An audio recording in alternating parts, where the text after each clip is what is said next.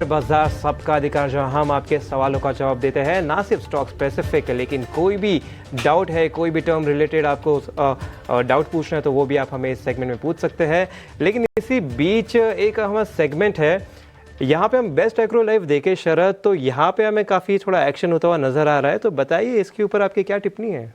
जी बिल्कुल कविता अंश, हम पहले बता देते कि ईटी नौ स्वदेश की हमारी एक मुहिम रहती है कि हर रोज कोई ना कोई स्टॉक जहाँ पे इन्वेस्टर्स का बड़ा वेल्थ इरोजन हुआ है और सिर्फ इंस्टीट्यूशंस का भी लॉस हुआ है, उनको हम हाईलाइट करते हैं क्या गलती हुई है, क्या हुई है। इन्वेस्टिगेटिवली जो है रिसर्च काम करती है उसके ऊपर।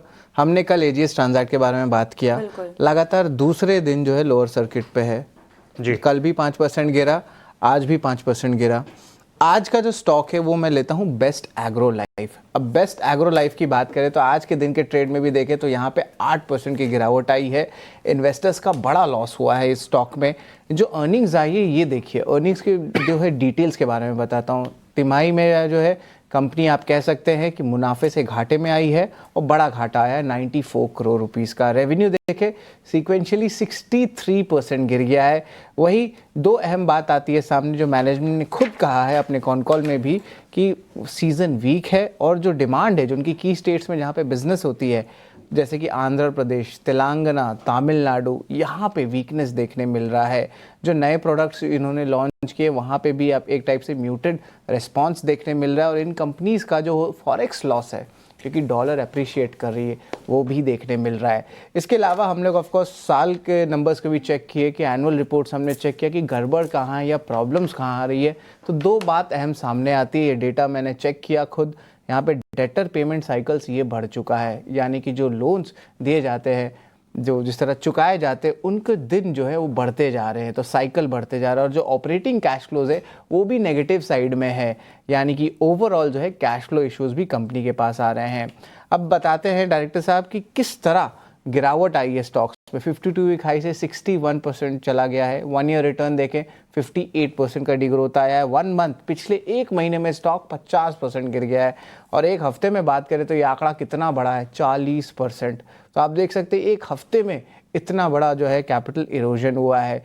लेकिन ये इरोजन किसको अब्जॉर्ब हुआ, ये बहुत इंपॉर्टेंट डेटा होता है जब हम चेक करते हैं किसी चीज़ को। तो की शेयर होल्डर्स में डोमेस्टिक इंस्टीट्यूशन में ये क्वांट म्यूचुअल फंड की होल्डिंग में आ रही है। 2.11% स्टेक क्वांट म्यूचुअल फंड का है। और जो रिटेल सेगमेंट है यहाँ पे देखें तो भारी आंकड़ा है, यहाँ पे 16.2% स्टेक जो है सिर्फ रिटेल का ही है। और याद रखिए इसमें 36,204 रिटेल शेयर होल्डर्स हैं। ये जो डेटा हमने लिया है ये दिसंबर के एंड के डेटा लिए है, पर जो इम्पैक्ट एनालिसिस है वो करंट नंबर्स पे हम कर रहे हैं। तो ये जो है पूरी गाथा बेस्ट एग्रो लाइफ की है। और आज भी दिन के ट्रेड में देखें, रिजल्ट्स 2 दिन पहले आ चुके थे, अभी भी बिकवाली आ रही है। और ऑफ कोर्स अब लंबे अवधि के चार्ट्स भी देखेंगे तो यहाँ पे देखेंगे बेस्ट एग्रो लाइफ जो है एक बड़ा सा वेल्थ डिस्ट्रॉयर रहा है इन्वेस्टर्स के लिए। तो ये तो हमारी पूरी रिसर्च है बेस्ट एग्रो लाइफ को लेके। 2 दिन पहले हमने एजीएस ट्रांजैक्ट के बारे में बात की। आज दोनों ही काउंटर्स देखिए आपके नेगेटिव में है। बेस्ट एग्रो 8% डाउन है और आपका एजीएस ट्रांजैक्ट की बात करें तो वो भी 5% डाउन है। आने वाले दिनों में एक कंपनी है निटको टाइल्स करके, उसके बारे में भी जो है हम इन्वेस्टिगेटिव रिसर्च आपके लिए ज़रूर ला के रहेंगे। तो यही है हमारी जो मुहिम है अंश और कविता कि हम एसएमई आईपीओ स्पेस में भी क्या क्या गड़बड़ हो रहा है, हल चल रहा है, वो भी हमने आज दिन के ट्रेड में पॉइंट किया। स्मॉल कैप मिड कैप्स पे कहाँ लॉसेज हुई उसकी इन्वेस्टिगेशंस भी अपने जो है दिखाए। तो ये पूरी जो गाथा है, जो इसको लेके पूरी रिसर्च टीम लगी है कि जिस तरह रिटेल शेयर होल्डर्स के लॉसेज नहीं हों। लेकिन कविता एक चीज़ मैं बताना चाहूँगा, हमने तो ऑफकोर्स ये बात इन्वेस्टिगेटिव रिपोर्ट कर दी और ऑफकोर्स पूछा जाता है कि वीकेंड में सबके क्या प्लान्स होते हैं क्या नहीं होते हैं। तो मुझे सुनने में कुछ आया है जी, मुझे सुनने में आया है कि आप जयपुर साइड जा रहे हैं। हाँ, क्या है बिल्कुल। देखिए विंटर तो है अभी भी। हाँ, और जयपुर बहुत अच्छा रहता है। मतलब हाँ, मैं पर्सनली मेरे बहुत अच्छे फ्रेंड्स हैं वहाँ पे और मैं जाते रहता हूँ। अच्छा, तो मुझे तो बहुत अच्छा लगता है। गुलाब चंद जी का चाय भी है, मैंने पिया था वो सुबह सुबह। अच्छा। लेकिन आप क्यों जा रहे हैं जरा बताइए, सुनने में आया ऑफिस में। हम यहाँ पे जा रहे हैं जयपुर वालों से मिलने के लिए और वीकेंड का दिन है और ऐसे में हम चाहते हैं कि आप आए, हमसे मिले, हमारे एक्सपर्ट्स के साथ मिले। बनो अपना फाइनेंस मिनिस्टर हमारी बेहद खास पेशकश जो आप रोजाना देखते हैं शाम को। बनो अपना फाइनेंस मिनिस्टर आपके शहर की हमने शुरुआत की है और ऐसे में हमारा पहला पड़ाव जयपुर है। 22 तारीख को जो है हम यहाँ पर रॉयल ललित होटल में ये पेशकश लेकर आ रहे हैं।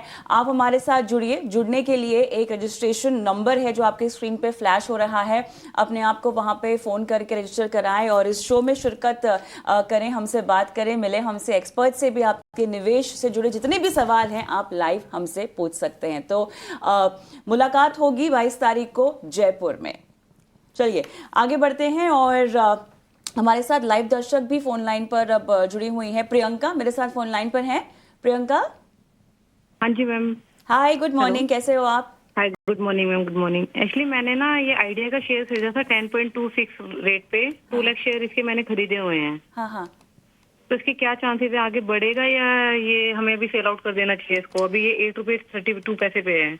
मुझे ये बताइए, आपने खुद रिसर्च करके ये काउंटर लिया है या आपने किसी ने सलाह दी आपको? करके लिया था जी, खुद रिसर्च करके लिया था मैम ये ना। अच्छा, तो आप और भी स्टॉक्स में निवेश करती हैं? आप लगातार निवेश करती हैं शेयर बाजार में? हाँ, ऐसा है? मैंने जैसे टाटा मोटर्स में भी अभी लिया हुआ है। 720 रुपीज का लिया हुआ है। ओके, 1640 शेयर है टोटल। मतलब आप इक्विटी बाजार में निवेश करती आई हैं, काफी समय से कर रही हैं? ये मैम हाँ, लास्ट 2 ईयर से। अच्छा, कितना मुनाफा अब तक बांध लिया होगा? मैम अभी तक तो कुछ नहीं, ज्यादा नेगेटिव जोन में ही रहा है हर चीज। अच्छा, चलिए पहले तो मैं आपकी हिम्मत की दाद देना चाहती हूँ। आप खुद रिसर्च करती हैं और स्टॉक खरीदती हैं।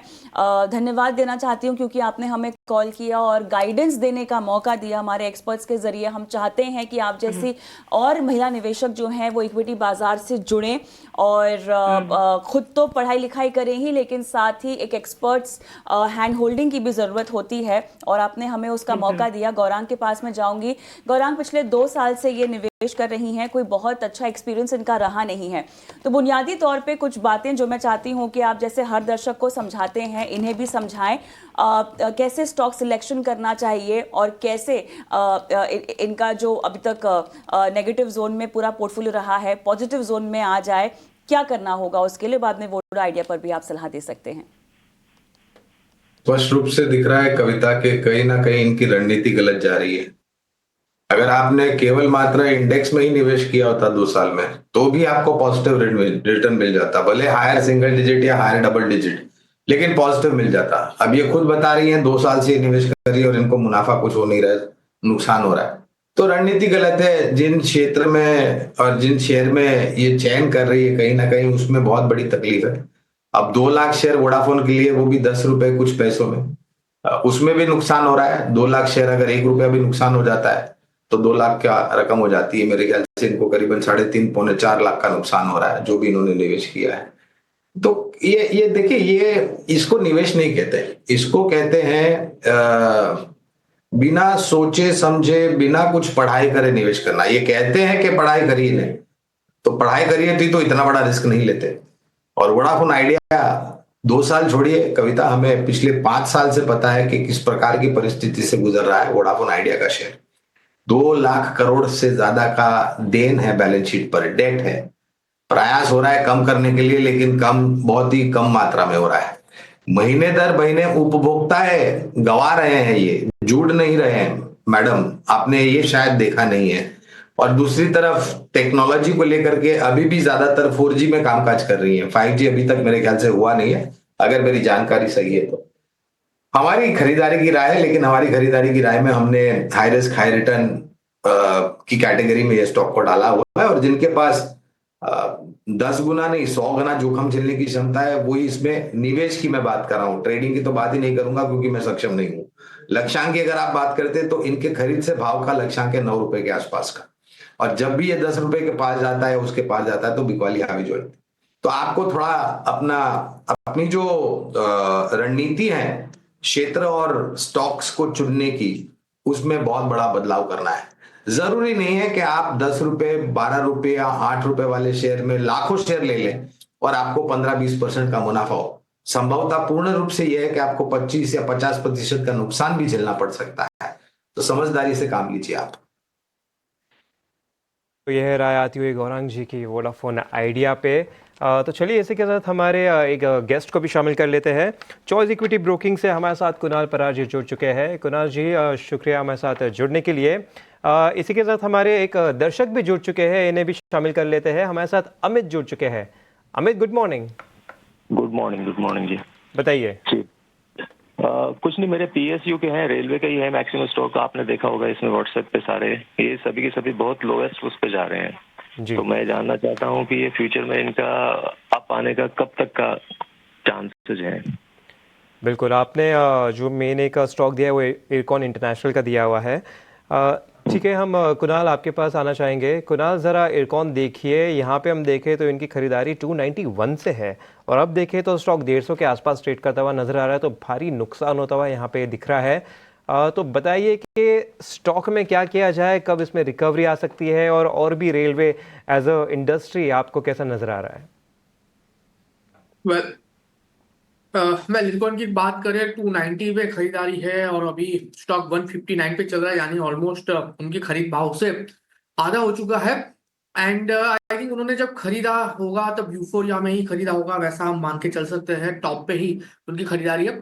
फिलहाल थोड़ा सा वेट एंड वॉच करके चलने की सलाह है। फिलहाल मैं यहाँ पे एवरेज करके चलने की सलाह नहीं दूंगा। अगर इतना होल्ड किया है तो थोड़ा सा और होल्ड कर दीजिए। स्टॉक इस लेवल पे थोड़ा सा कंसोलिडेट हो रहा है, क्योंकि लोअर लेवल पे आप देखिए 150 के अराउंड काफी अच्छा सपोर्ट है। पहले भी 150 का सपोर्ट लेके स्टॉक ने ऊपरी लेवल पे 280 से लेके 340 तक के हाई बनाए हैं। सो 150 का काफी अच्छा सपोर्ट है। आई थिंक ये फ्राइडे तक आप रुक जाइए। क्लोजिंग अगर 150 के ऊपर आती है तो मैं कहूंगा कि यहाँ पे आप एवरेज करके चलिए।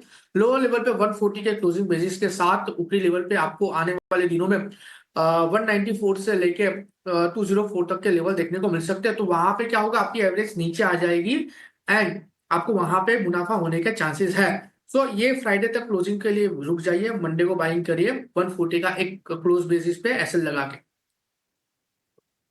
कुणाल जो है इरकॉन के ऊपर इम्पोर्टेंट लेवल्स पे बात करते हुए, लेकिन अब चलते हैं हमारे अगले कॉलर के पास। हमारे साथ जुड़ रहे मंथन जी। नमस्कार मंथन जी, आपका स्टॉक है कोचिन शिपयार्ड, इनके डिटेल्स बताएं और लंबे अवधि पे रखना चाहते हैं व्यू कि कुछ शॉर्ट टर्म बेसिस के लेवल्स ढूंढ रहे हैं आप? मंथन लंबे समय तक रखना चाहते हैं जी बिल्कुल। आपकी बाइंग प्राइस के बारे में बात करें तो 1945 के लेवल्स पे आ रही है और देखा जाए तो अभी थोड़ी सी लॉस है, अराउंड 1323 की लगभग आप कह सकते हैं 25 से 30% का जो है गिरावट आया है। पर लॉन्ग टर्म बेसिस पे जो है आपको व्यू चाहिए तो Gaurang sir, long term basis ही है, कोचिन शिपयार्ड ही है। ये डेफिनेशन आपने हमें खुद ही समझाया था कि इनके जेस्टेशन पीरियड लंबे होते हैं थोड़ी देर पहले ही। तो कोचिन शिपयार्ड ओवरऑल आगे जाते हुए कैसा लग रहा है लॉन्ग टर्म बेसिस पे? एक सरकारी शेयर जहां पर हमारी बुनियादी दर के आधार पर खरीदारी की राय है। 1560 के आसपास के अनुमानित लक्ष्यांक है। इनका निवेश 1900 के आसपास, माफ कीजिएगा 1900 के आसपास, और मौजूदा स्तर करीबन 1320-25 के आसपास पहले तो बने रहे। दूसरी तरफ एक रणनीति इनको बहुत ही अनिवार्य है करने के लिए, वो है थोड़ा बहुत और खरीद करना, क्योंकि हमारे लक्ष्यांक 1560 के हैं और इनका खरीद का भाव 1900 के आसपास। संख्या कितनी है वो मुझे ज्ञान नहीं है, इसलिए जो भी संख्या है आपके पास उसी संख्या में इस स्तर पर आ रहा एवरेज करें, क्योंकि 1900 पे आपकी खरीद और मौजूदा स्तर करीबन 1320-25 के आसपास, हमारे लक्ष्यांक 1560 के। अगर निवेश लायक पूंजी है तो आपके पास जो संख्या में शेयर है उससे थोड़ा बहुत और ज्यादा आप खरीद सके, जिससे आपका खरीद का भाव नीचे आ सकता है और आपको मुनाफे की गुंजाइश हो सकती है, बशर्ते कि जैसे मैंने बताया आपके पास लंबी अवधि का नजरिया हो, कम से कम 3 साल या 5 साल। तो अनिवार्य होगा आप एवरेज करें और एवरेज इस प्रकार से करें कि आपका खरीद का भाव नीचे से ज्यादा नीचे आ जाए। मंथन जी, जो इम्पोर्टेंट अपडेट है कोचिन शिपयार्ड पे तो ध्यान से सुनिएगा। एवरेज आप करिएगा, आपके लेवल से आपकी बाइंग लेवल 1945 की है, मार्केट प्राइस 1300 लेवल्स पे है। तो आपकी जो क्वांटिटी है यहाँ पे आपने 10 बोला है तो 10 या उससे ज़्यादा क्वांटिटी आप करंट लेवल्स पे ले सकते हैं और उसको एवरेजिंग कर सकते हैं, तो उससे आपका कॉस्टिंग कम पड़ जाता है। लेकिन याद रखिए इन्वेस्टमेंट हॉरिजन 3 से 5 साल रहेगा कोचिन शिपयार्ड के लिए। गौरंग सर ने जो है पूरी तरह एक्सप्लेन कर दिया है ये पूरी चीज़।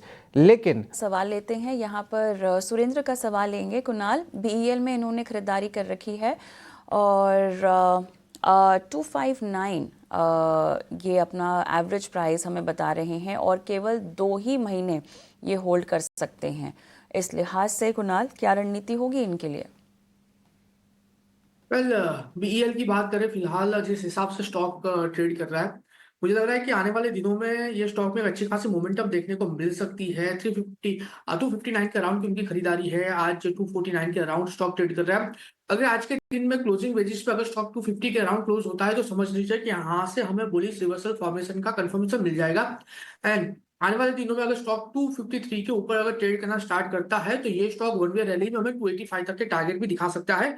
सो टाइमिंग के लिए होल्ड करके चलने की सलाह है। मोमेंटम अच्छी खासी है, एक यहाँ से अच्छे खासे गेन होते हुए देखने को मिल सकते हैं। व्यू आता हुआ बीएल पे कुणाल की तरफ से। लेकिन कुणाल, सेम टाइम पे ज़रा बाजार देख लीजिए। हमने देखा था कि आज दिन की उछली स्तर पे काफ़ी अच्छा जाता हुआ नज़र आया था, लेकिन ऊपर से हमें थोड़ा करेक्शन होता हुआ नज़र आ रहा है, जिसके चलते हम देख रहे हैं निफ्टी ऑलमोस्ट फ्लैट ट्रेड होता हुआ दिख रहा है। लेकिन निफ्टी बैंक देखें तो निफ्टी बैंक अभी भी पिछले सेशंस के जो हाई लेवल था उसके भी काफ़ी ऊपर ट्रेड करता हुआ नज़र आ रहा है अभी भी। तो ज़रा बाजार पे भी एक राय बता दीजिए, यहाँ पे क्या नज़र आ रहा है आपको? Well, roller coaster ride you can say market में अभी चल रही है। मॉर्निंग में 100 पॉइंट नीचे था निफ्टी एंड अभी 12-13 पॉइंट ऊपर है। So actually Dubai Ferrari world में जाने की टेंशन ही नहीं है, रिक्वायरमेंट ही नहीं है, क्योंकि मार्केट ही हमें वो राइड दे रहा है। लेवल की बात करें तो 22,750 का काफी अच्छा सपोर्ट है। 22,750 अगर मार्केट होल्ड करके रखता है तो यहाँ से आने वाले दिनों में हमें 23,400 तक के लेवल देखने को मिल सकते हैं। तो मोटा मोटी एक ऊपरी लेवल का एक्सपेक्टेशन रख सकते हैं। और मैं यहाँ पे इतना जरूर कहूंगा कि एक स्ट्रॉन्ग सपोर्ट है 22,750। तो अगर किसी के ऊपरी लेवल पे पोजीशन फंसी है, पर्टिकुलरली कैश लेवल पे लेके, तो एक बहुत ही बढ़िया लेवल है कैश में एवरेज करने के लिए। अगर नया पोर्टफोलियो बनाना भी है तो आई थिंक यहाँ पे बना के चल सकते हैं। नो डाउट गौरांग सर भी सामने है, तो वो तो बेहतर तरीके से लॉन्ग टर्म के लिए सजेस्ट कर पाएंगे। लेकिन यहाँ से मुझे लग रहा है कि 22,750 के सपोर्ट के साथ निफ्टी फ्यूचर भी खरीद के चला जा सकता है। पहला टारगेट 23,400 का होगा। 23,400 जैसे ही ब्रेक होगा आपको 23,700 तक के लेवल दिखाने के लिए रेडी हो जाएगा। तो I am expecting a good upside bounce back from the present level. तो गौरंग जी, आपके पास आना चाहेंगे। दरअसल यूट्यूब पे काफ़ी सवाल आ रहे हैं और यहाँ पे एक सवाल अडानी ग्रीन एनर्जी पर आया है। यहाँ देखें तो इन्होंने कुछ 1,030 रुपये के भाव से ख़रीदा है और कुछ 125 शेयर्स खरीदे। तो बताइए कि यहाँ पर आपकी क्या राय बनती है? कमिंग अगर 2-3 साल तक देखें तो स्टॉक में कैसा मूवमेंट आ सकता है? देखिए, विशेष रूप में तो टिप्पणी नहीं करेंगे क्योंकि अडानी ग्रीन पर हमारी कवरेज नहीं, लेकिन ये क्षेत्र हमें काफी अच्छा लगता है। फिर वो चाहे कन्वेंशनल पावर जनरेटिंग कंपनीज हो या फिर क्लीन एंड ग्रीन एनर्जी से जुड़ी हुई कंपनी। सरकार ने आने वाले 3 से 5 सालों में बहुत बड़ी नई ऊर्जा उत्पादन योजना की बात करी है, नीतियां बनाई हैं। कम से कम 300 से 500 गीगावाट्स, जिसमें से 80% क्लीन और ग्रीन एनर्जी होगी। क्षेत्र काफी अच्छा लगता है हमें, और हमें लग रहा है कि सरकार की नीतियां भी काफी सकारात्मक है इस क्षेत्र के लिए।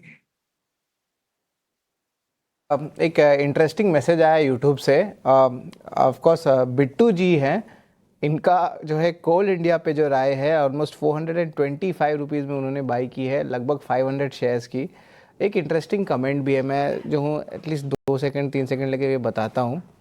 ये कहते हैं कि आज उनकी जो बिटिया का 1.5 साल में जो है उनकी शादी वो करने वाले, वो 18 ईयर्स के ही हैं सिर्फ, और वो सिर्फ 1.5 साल तक वेट कर सकते हैं। तो सबसे पहला बात तो 18 मैरिजेबल एज ज़रूर है, लेकिन ऑफ कोर्स कविता आप इसमें कहेंगे कि 18 is not the age to get married. बिल्कुल, मैं तो ये कहूँगी कि बेटियों को पढ़ाइए लिखाइए और शादी करने का फैसला और इनफैक्ट शादी करने का खर्चा, खैर माता पिता अपनी जिम्मेदारी और मार्केट में भी इन्वेस्ट करें उसके बाद, और फिर आप हमारे पास आए। ये बहुत इंपॉर्टेंट चीज़ है। लेकिन बिट्टू जी, इनका रिक्वेस्ट है कोल इंडिया पे। इन्होंने लेकिन अपनी हॉरिजन नहीं बताई है, लॉन्ग टर्म है कि शॉर्ट टर्म है, लेकिन करंट लेवल्स पे देखा जाए तो 425 पे इनकी बाइंग है। और ऑफ कोर्स ये लॉस पे है, और सिग्निफिकेंट लॉस तो नहीं है, 10-15% जो करेक्शन है ये मार्केट की उसको बेसिस पे देखने मिल रही है। दिन के ट्रेड में जो है ग्रीन है, लेकिन थोड़ी सी करेक्शन ऊपर से ज़रूर आई है।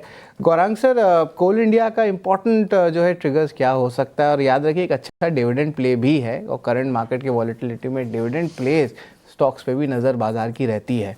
तो गौरांग सर, कोल इंडिया के क्या लग रहे हैं लॉन्ग टर्म ट्रिगर्स?